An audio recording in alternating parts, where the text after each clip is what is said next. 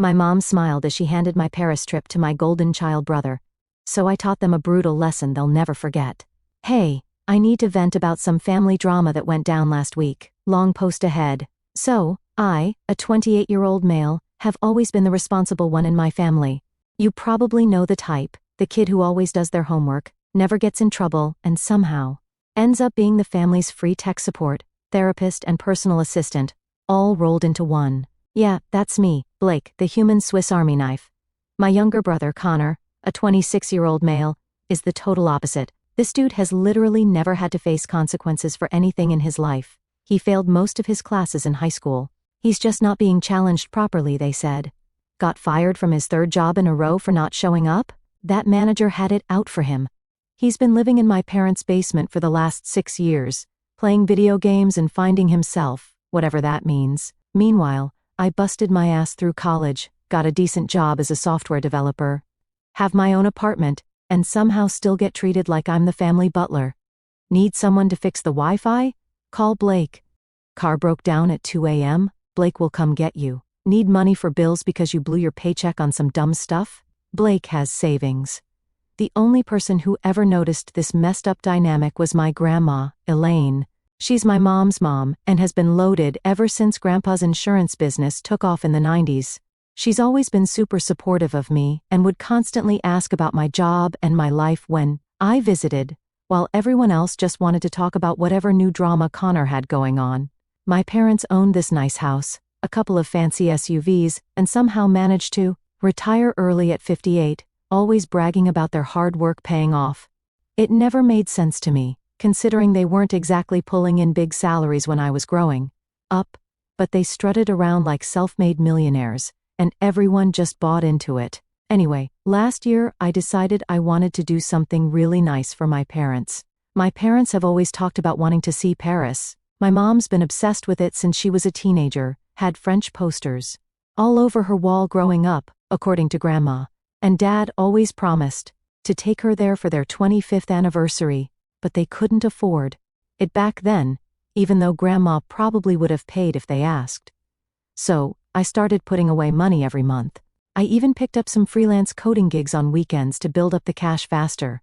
After about 8 months, I had saved up enough to book a family trip through a travel agency. It was a pretty sweet package deal. Flights for 3 people, 2 weeks at a nice hotel near the center of Paris, some guided tours of all the famous spots.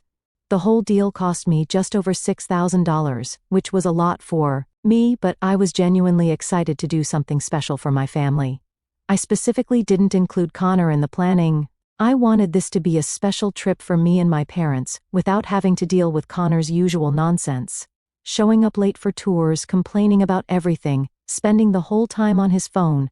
Plus, I was paying for it. And I didn't feel like dropping another $2,000 on someone who has never shown me any appreciation for anything. When I told my parents about it at dinner one night, my mom actually started crying and hugged me for like 5 minutes straight. Dad kept saying how proud he was of me and how thoughtful it was. They seemed genuinely touched and excited about the trip. They didn't even mention Connor not being included, which surprised me but also made me think they understood this was supposed to be about the 3 of us. Everything was all set. The trip was scheduled for mid-June, about 6 months after I surprised them with it. I had to negotiate pretty hard with my boss to get 2 weeks off because we had a big project launching around then, but I explained it was a family thing I'd been planning for a while, and he was cool about it. My mom kept bringing it up in every conversation we had. I can't believe we're actually going to see the Eiffel Tower. Do you think we'll have time to visit Versailles? I'm practicing ordering food in French. It was actually nice to see her so excited about something I'd done for once, instead of just talking about Connor's potential. The trip was booked as a family package, which meant all 3 names were on one reservation. I was the primary account holder since I paid for it all, but the tickets were printed with each of our names.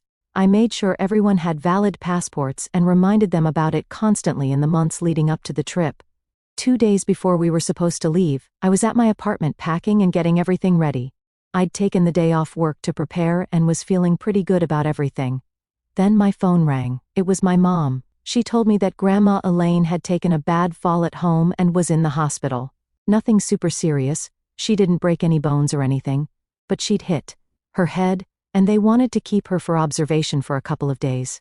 Before going to the hospital, she dropped her dog, Princess, this spoiled little Yorkie she treats like a human child, at my parents' house, expecting to pick her up later that day. So, we might need to delay the trip, I said, already mentally calculating if I could move everything back a couple of weeks.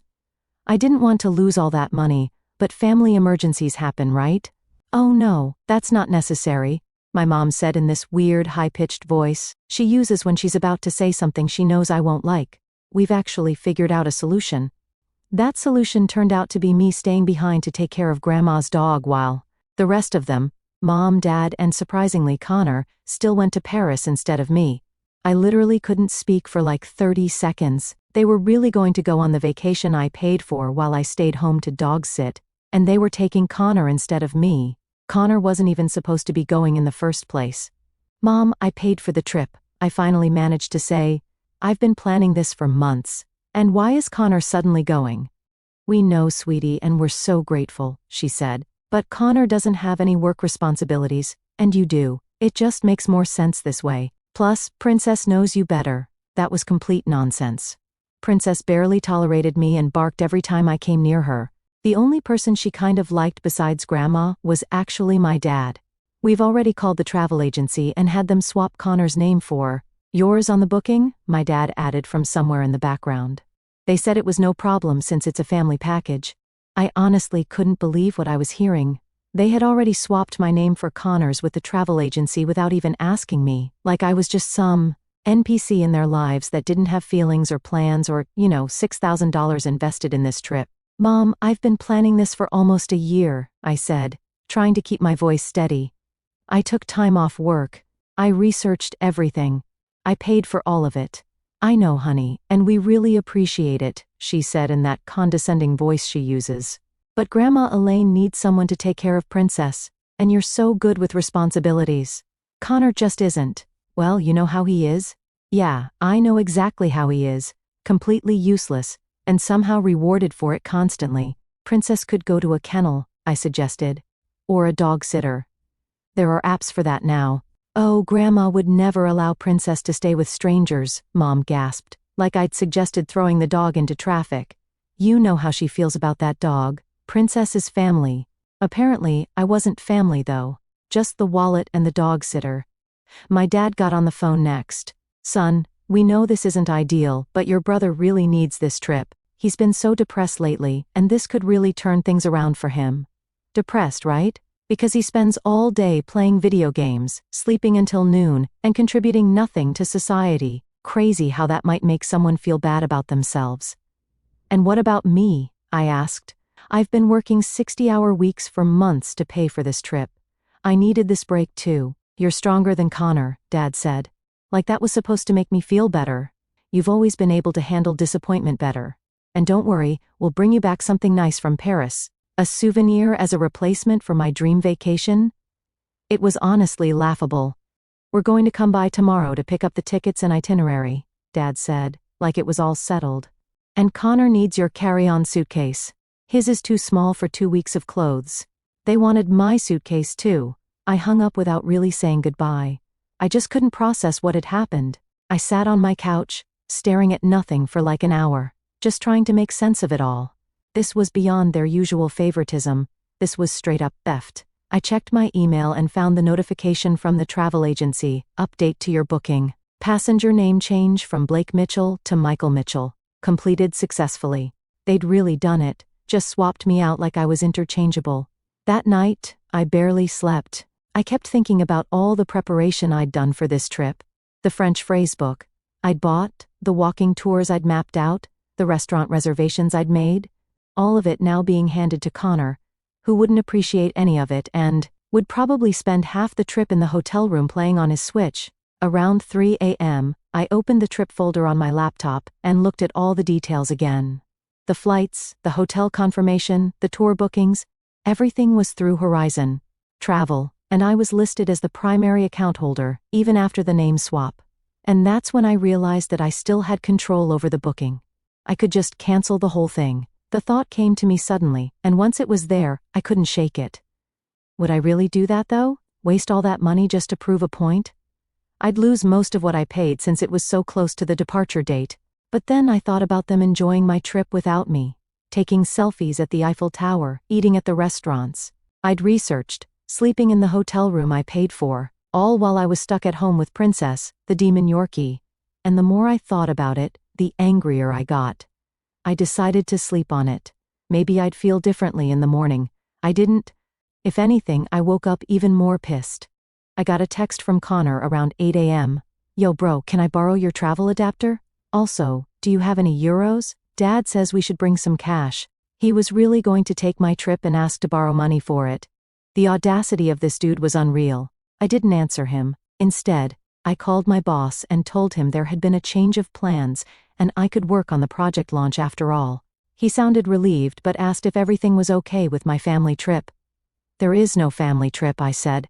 At least not for me. After I hung up, I sat with my coffee and thought things through one more time. If I canceled the trip, I'd lose about $3,000. That was a lot of money, but if I didn't, I'd essentially be giving Connor a free $6,000 vacation while I got nothing. Plus, I'd be reinforcing the same pattern that had defined our entire lives, Blake. The responsible one who sacrifices, so Connor, the golden child, can benefit. Not this time. I called my grandma at the hospital. The nurse put me through to her room. Blake, is that you? Grandma sounded tired but alert. Yeah, it's me, Grandma. How are you feeling? Like I've been hit by a truck, she said with a small laugh. But I'll survive. The doctors say I can probably go home in a week. Just need to take it easy for a while. How are you? Excited about your trip? So she didn't know. Interesting. Actually, Grandma, there's been a change of plans. Mom and Dad decided that I should stay home to take care of Princess, while they take Connor to Paris instead. There was a long silence on the other end of the line. They did what? Her voice was suddenly about 10 times more energetic. Yeah. They called the travel agency yesterday and had them swap my name for Connor's on all the bookings. Said you specifically wanted me to look after Princess because you trust me more. That is absolutely not true, Grandma said, sounding furious. I told your mother that Princess could stay at Happy Paws. I have an account there, and they know exactly how to take care of her. Your mother said it would be no trouble to look after her at their house. I never asked for you to stay behind. I wasn't surprised. My mom had lied to manipulate me again. I can't believe they would do this to you, Grandma continued. After you paid for the whole trip, this is unconscionable. Hearing her validate my feelings made something break loose inside me. For the first time since this whole mess started, I felt justified in my anger. I'm thinking about canceling the whole trip, I admitted to her. I know it's petty, but I just can't stand the thought of them enjoying this vacation that I worked so hard for. Grandma was quiet for a moment. Then she said, you know what, do it. It's your money, your trip. If they don't respect that, why should they get to benefit from it? That was all the permission I needed. I love you, Grandma, I said. I'll come visit you tomorrow, okay? I'd like that, she said. And Blake, it's time you stopped letting them walk all over you. You deserve better than that. After we hung up, I took a deep breath, opened my laptop, and navigated to the Horizon travel website. I logged into my account, found our booking, clicked the cancel reservation button, and I did it. I actually canceled the entire trip. I sat there staring at the confirmation screen for a good 5 minutes, half expecting to feel guilty or regretful, but nope. I just felt free, like I'd finally broken some invisible chain that had been weighing me down my whole life. The email from Horizon Travel came through almost immediately.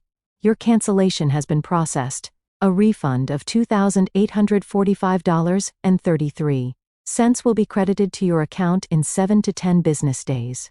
Less than half of what I'd paid, but honestly, worth every penny just to know my family wouldn't be enjoying Paris on my dime. I didn't tell them right away.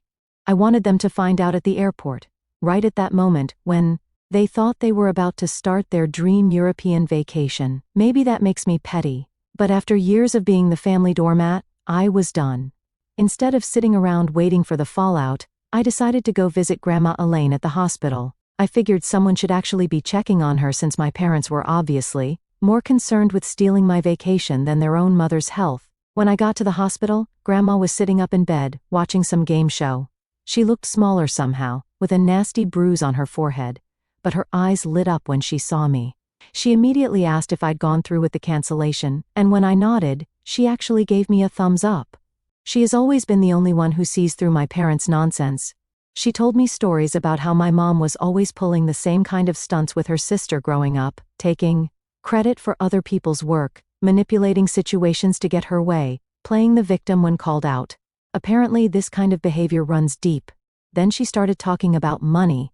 She told me she'd been supporting my parents financially for years, like serious money, $4,000 a month, every single month, for almost a decade.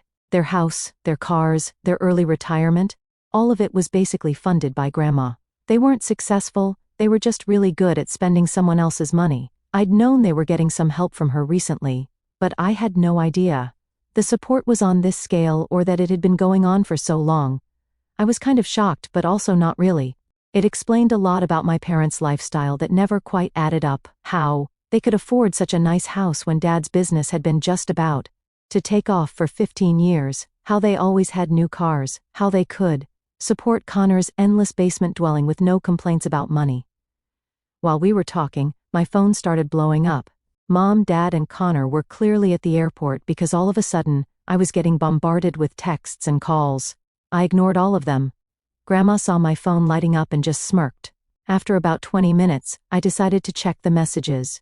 They were exactly what you'd expect. Mom was freaking out about how there was some problem with the tickets, and the airline was saying everything had been canceled.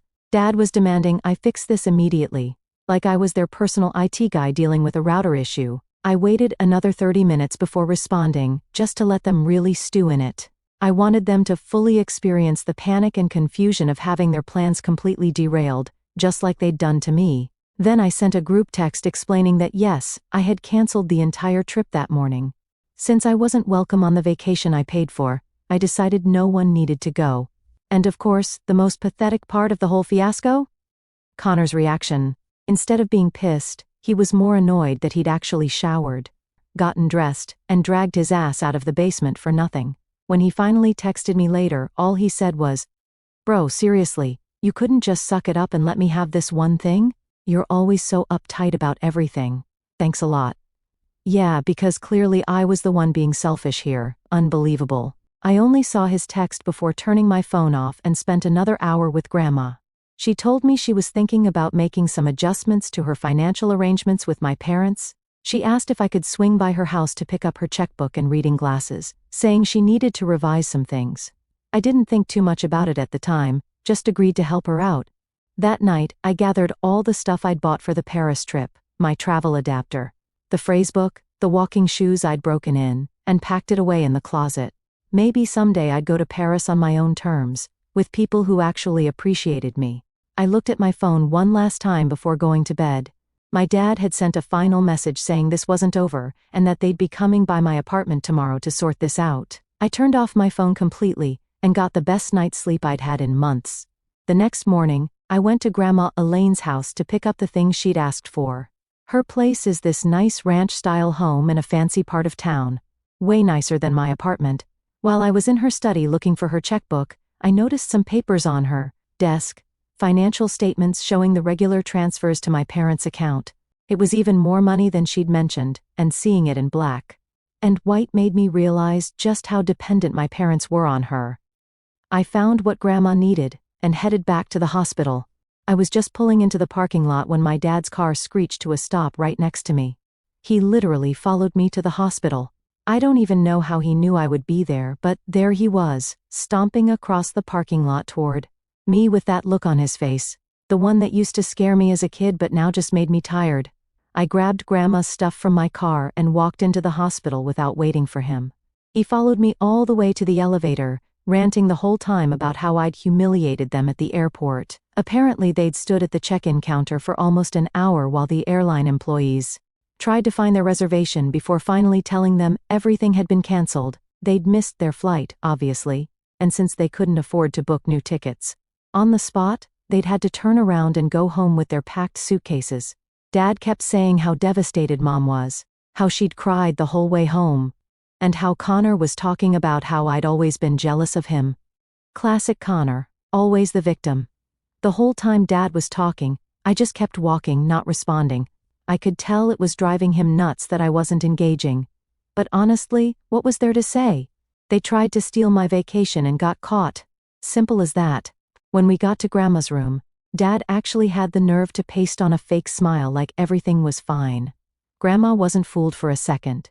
She took one look at him and asked what he was doing there since he was supposed to be on a plane to Paris. The look on his face was priceless.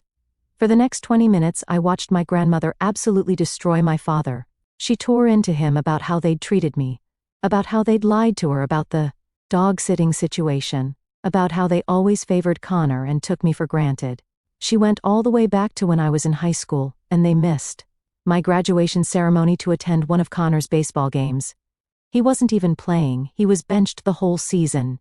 Dad tried to defend himself at first, saying they'd made a family decision about the Paris trip that made the most sense for everyone. Grandma asked how it could possibly be a family decision when the person who paid for the trip wasn't consulted. "You know what your problem is, David?" Grandma's voice was icy.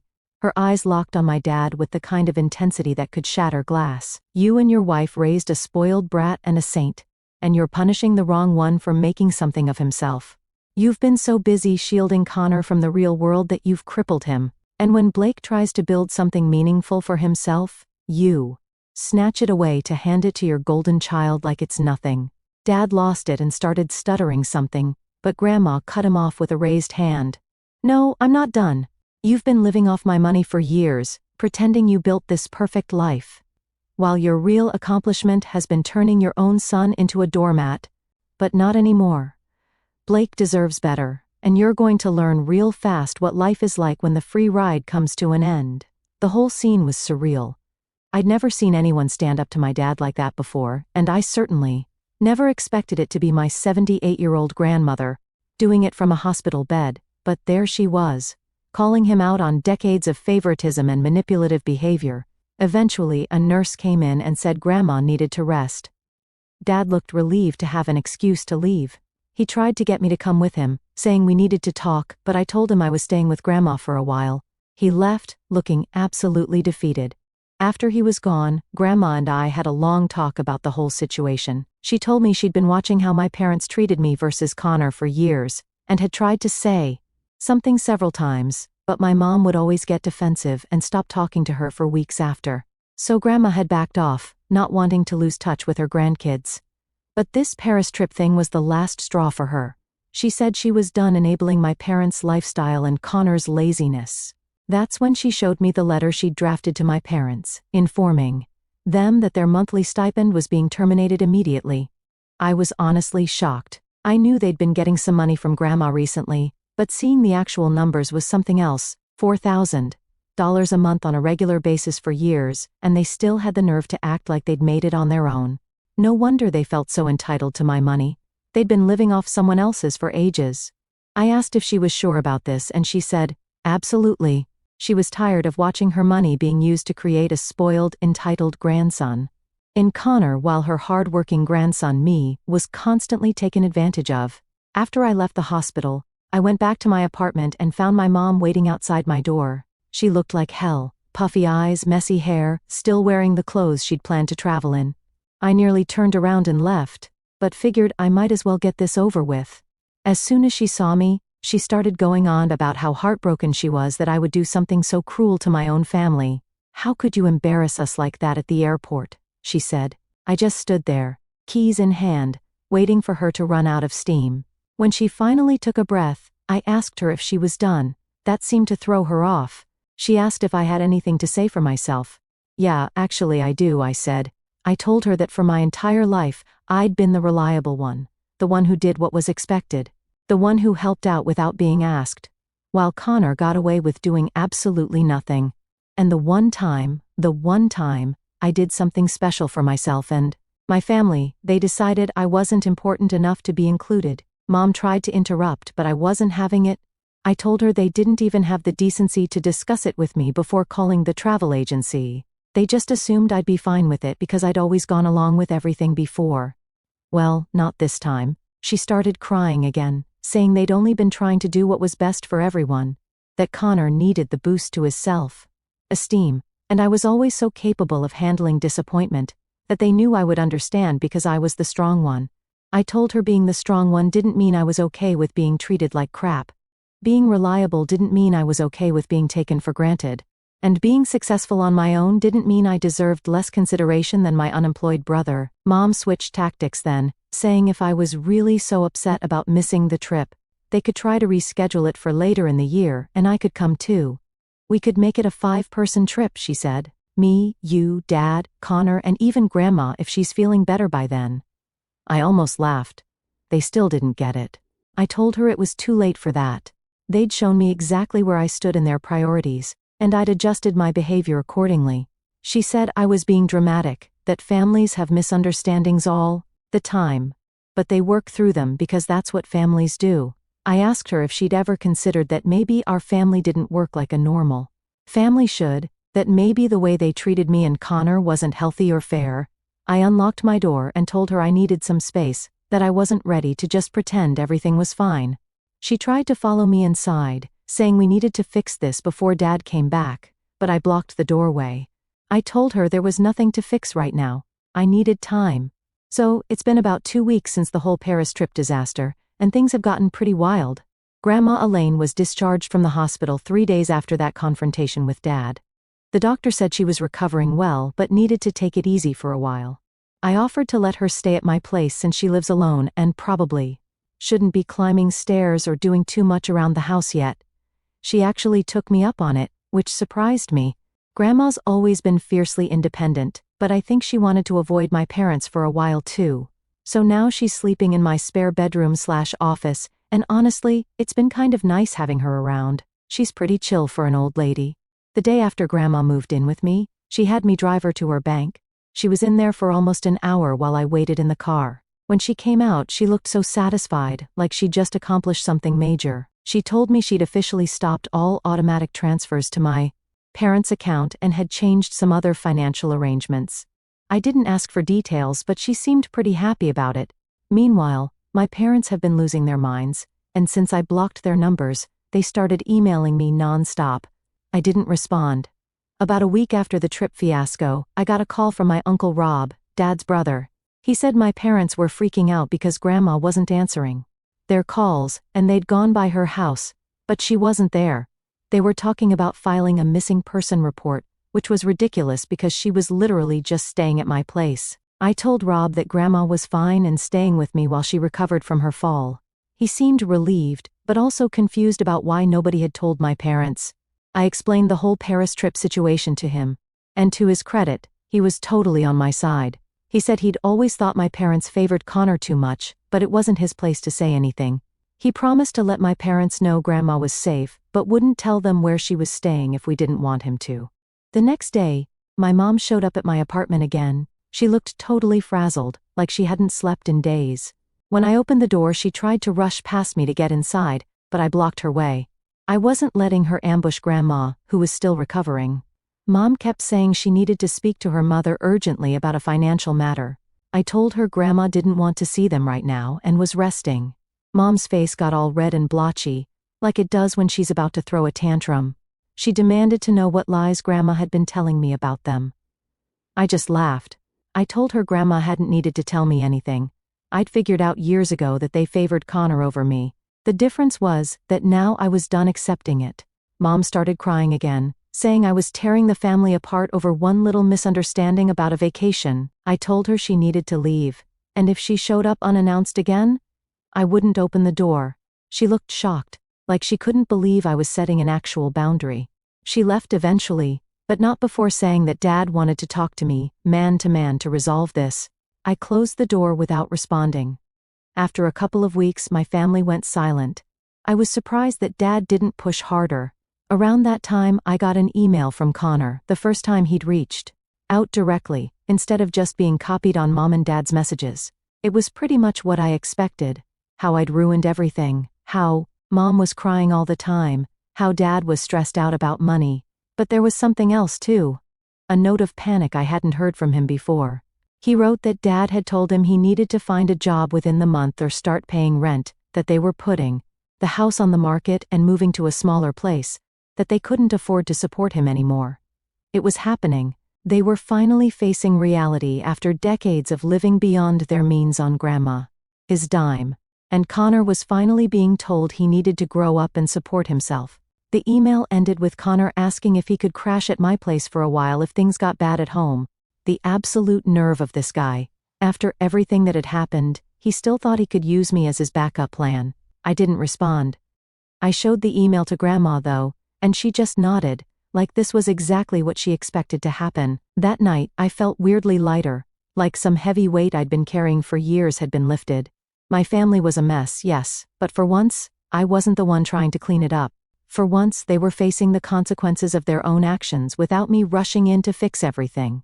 And it felt really, really good. I'm currently planning a solo trip to Tokyo for next spring. No family, no drama, just me exploring a city I've always wanted to visit. I might invite Grandma Elaine to come if she's feeling up to it, but she says she's more of a European traveler and doesn't want to fly that long. And of course, because the universe has a twisted sense of humor, Connor's still blowing up my phone every couple of days. His texts are like a broken record at this point. Yo bro, can I stay with you for a bit? Things are bad here. You know how mom and dad get when they're stressed. Bro, come on, just a couple of weeks I'll crash on the couch. I swear I'll get a job this time. Dude, stop ignoring me. Seriously, you're being a jerk. I finally replied today, just one sentence. Karma's a jerk, huh? No response yet, but I'm not holding my breath. I get that some people might think I overreacted over one incident, but it wasn't just the trip. It was years of being the reliable son who never got the same consideration his lazy brother did. It was watching my parents favor Connor over and over while taking me for granted. The Paris thing was just the final straw. I don't know if my relationship with my parents will ever be repaired. Maybe someday, if they can genuinely understand what they did wrong and apologize without excuses. But I'm not holding my breath. In the meantime, I'm focusing on my own life for once, building my career, spending time with people who actually value me, planning trips that no one can take away from me, and it feels pretty damn good. Maybe the biggest lesson in all this is that sometimes you have to let go of the people who don't appreciate you, even if they're family, especially if they're family. Because if the people who are supposed to love you the most treat you the worst, what's even the point?